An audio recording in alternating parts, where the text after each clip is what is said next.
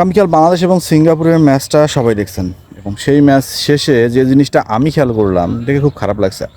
কারণ না কেন, অনেকেই আছে যারা টাইগার শোয়েবকে ধরে পিটাইছেন।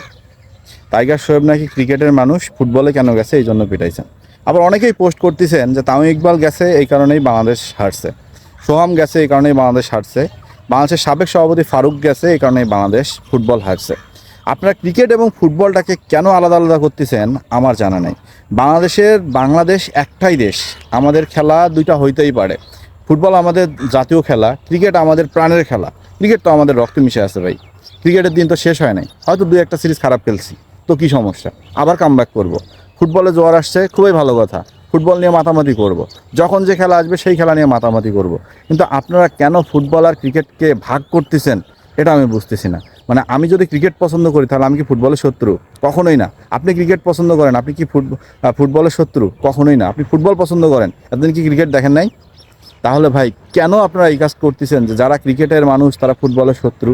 এই কাজটা করেন না। হ্যাঁ, কিছু কিছু ব্যবসায়ী আছে যারা নিজেদেরকে ব্যবসা করার জন্য, মানে যখন দেখতেছে ক্রিকেটে এসে তাদের সাংবাদিকতায় এসে তাদের ভিউজ কমে যাচ্ছে, তাদের ভিউজ হচ্ছে না, তাদের ইনকাম হচ্ছে না, ক্রিকেটের কোনো নিউজ নাই, তখন তারা ফুটবলের পিছনে লাগবে এবং ফুটবলকে নিয়েই তারা অনেক কথা বলবে। ইতিমধ্যে একজন অনেক বড় সাংবাদিক রিয়াসাত আজিমকে দেখলাম যে হামজারা যোগ্য, বাংলাদেশের কোচ নাকি অযোগ্য।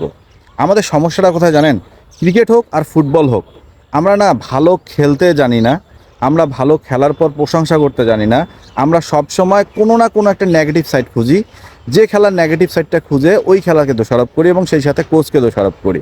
তো এই কাজটা করবেন না। ক্রিকেট ফুটবল কি হয় হোক, দেশ একটা, আমাদের একটাই দেশ বাংলাদেশ। এই নিয়ে থাকেন, আমরা ক্রিকেটেও যেমন আগাইছি আরও আগাবো, ফুটবলেও তেমন আগায় যাব।